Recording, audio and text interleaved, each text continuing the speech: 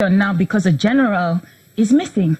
What happened to the over 250 people that were lost in the hinterland, that were killed in the hinterland, the pregnant women, children? What happened to that innocent student in UniJOS that was in just the weekend of that crisis?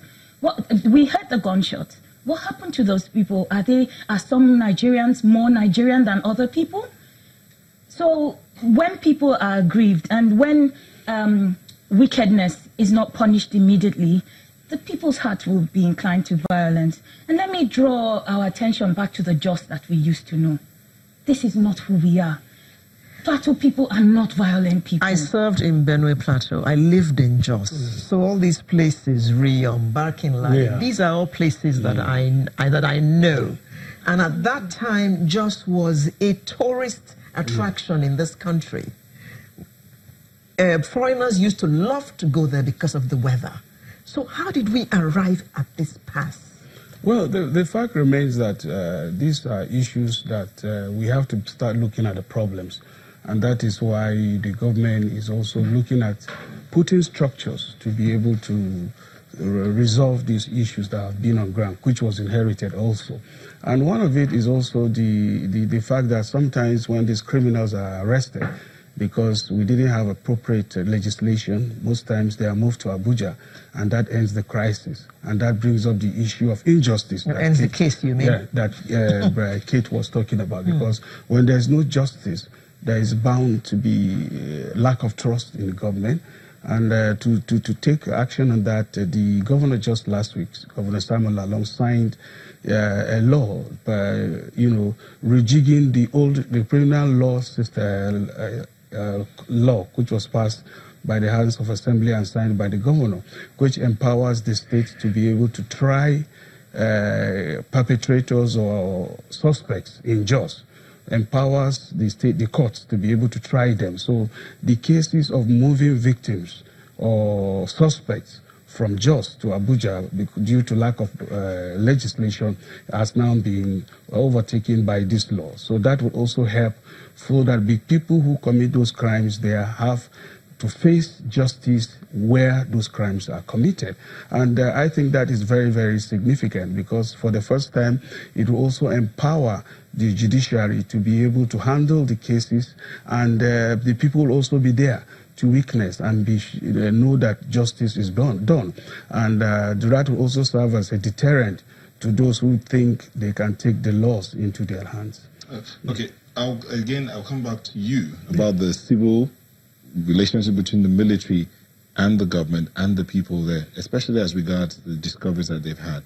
But Kate, you were going somewhere, and Alero brought you back again, that Jos used to be a tourist destination. Yes. You said something earlier about root causes. Yes.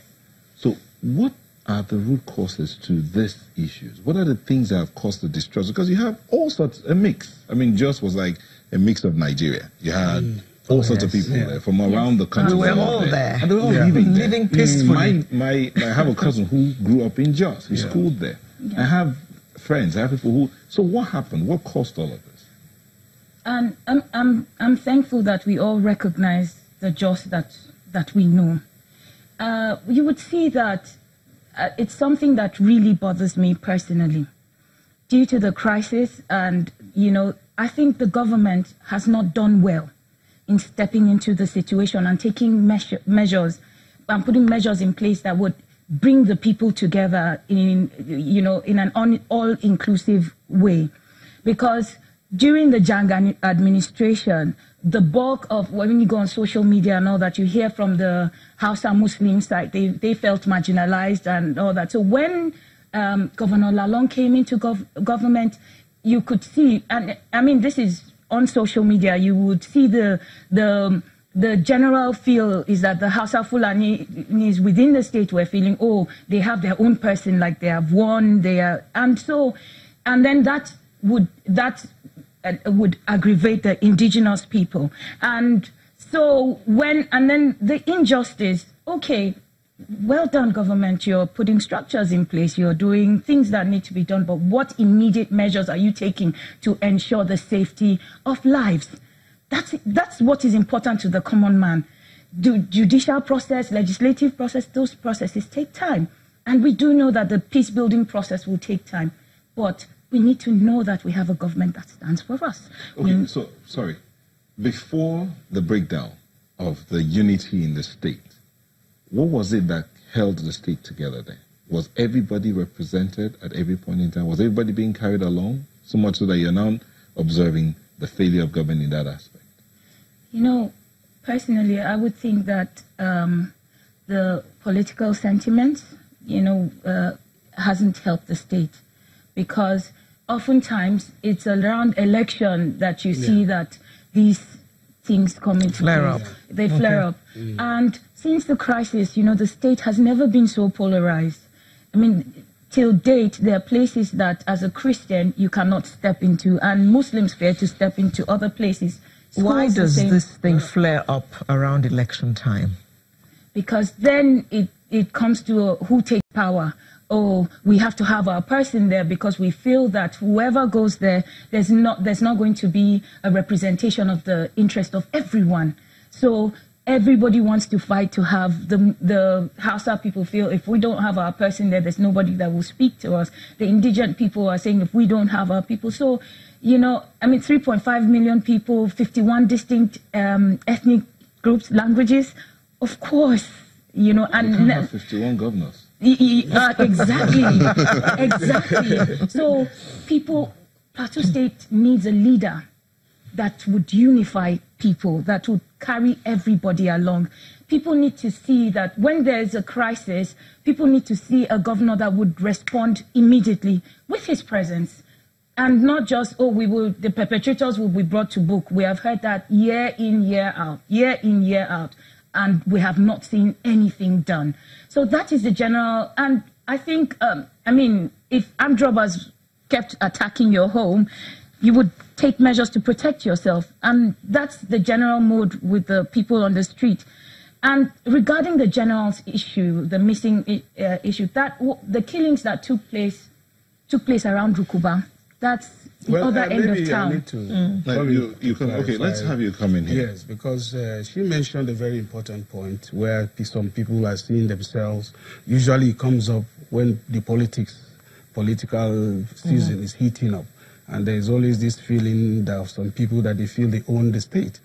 So that is why one of the basic things that was done by Governor Lalong is to create an inclusive government that carries everybody along. And that has kept the relative peace for the past 3.5 years until, as we approach the elections, things begin to flare up. And the belief is that anybody just has always been cosmopolitan. You have a bit of everybody there, every tribe, every religion, and that is because the people are accommodating. And so he took us back to this institution of being accommodating, irrespective of tribe and religion, so that people will have a say, so that people will feel protected. And that has worked because we have enjoyed relative peace for the past 3.5 years. But as we approach elections, you have politicians that try to throw in tribalism, religion, other sentiments into the mix just to score political points. And that is where the problem is. Because at the end of the day, if there is no peace, people will not live in harmony. As I speak with you, one of the strategies also in peace is ensuring the payment of boosting the local economy. Every month, about 2.5 billion naira is pumped into the local economy through the payment of salaries of civil servants. That goes to take care of even the local economy, and that is why you see the activity, social activity, has jump-started. Plateau has been known, unfortunately, as a civil servant state. So for every civil servant that receives salary... A mining state? Well, over the past. But right now, our people... Yes. Because so the mine pit... What happens to the mine pit? Because that's where this pond is. But you'll answer that when we come back. Yeah, but what I'm saying before Just I answer that... We'll go on a quick break. When we come back, you pick up on that. Don't worry.